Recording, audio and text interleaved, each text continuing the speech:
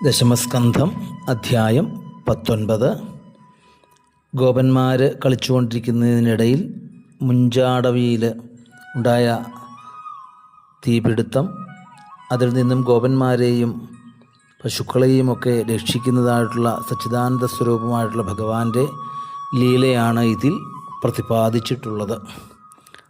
അഥൈകോനവിംശതിതമോധ്യായ ശ്രീശുക ഉവാച ക്രീഡാസക്തേഷു ഗോപേഷു തദ്ഗാവോ ദൂരചാരിണീഃ സ്വൈരം ചരന്ത്യോ വിശുസ്തൃണലോഭേന ഗഹ്വരം അജാഗാവോ മഹിഷ്യശ്ച നിർവിശന്ത്യോ വനാദ്വനം ഇക്ഷീകാടവീം നിർവിവിശു ക്രന്ദന്ത്യോ ധാവതർഷിതാഃ തേ പശ്യന്തഃ പശൂൻ ഗോപാഃ കൃഷ്ണരാമാദയസ്തദാ ജാതാനുതാപാന വിദുർവിചിന്വന്തോ ഗവാം ഗതിം സ്ത്രണീസ്ഥൽഖുരദച്ഛിന്നൈർഗോഷ്പദൈരങ്കിതൈർഗവാം മാർഗമന്വഗമൻ സർവേ നഷ്ടാജീവ്യാ വിചേതസ മുഞ്ചാടവ്യാം ഭ്രഷ്ടമാർഗം ക്രന്ദമാനം സ്വഗോധനം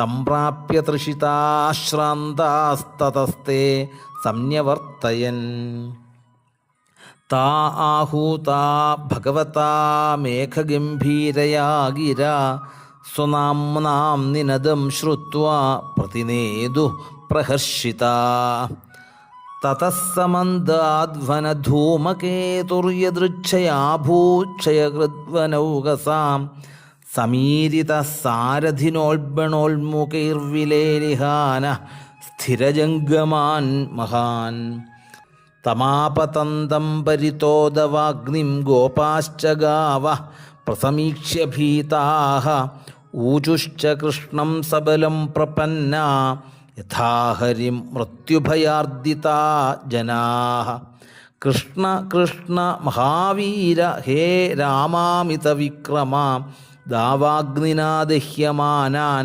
പ്രപന്നാം സ്ത്രാതുമർഹത നൂനം ത്വൽബാന്ധവാഃ കൃഷ്ണ ന ചാർഹന്ത്യവസീദിതും വയം ഹി സർവധർമ്മജ്ഞ ത്വന്നാഥാസ്ത്വൽപരായണാഃ.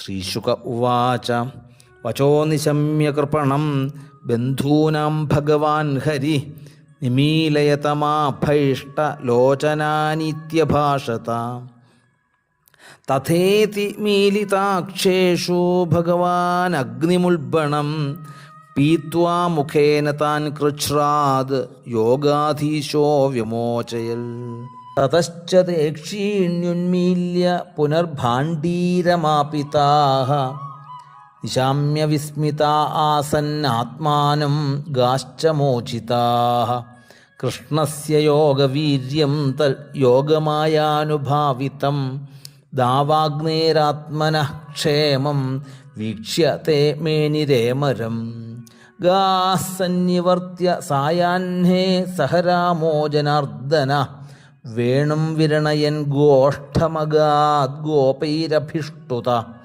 ഗോപീനാം പരമാനന്ദ ആസീദ് ഗോവിന്ദദർശനേ ക്ഷണം യുഗശതമിവ യാസാം യേന വിനാഭവൽ. ഇതി ശ്രീമദ്ഭാഗവതേ മഹാപുരാണേ പാരമഹംസ്യാം സംഹിതായാം ദശമസ്കന്ധേ പൂർവാർത്ഥേ ദാവാഗ്നിപാനം നാമൈകോനവിംശതിതമോധ്യായ. ഗോവിന്ദനാമസങ്കീർത്തനം. ഗോവിന്ദ ഗോവിന്ദ.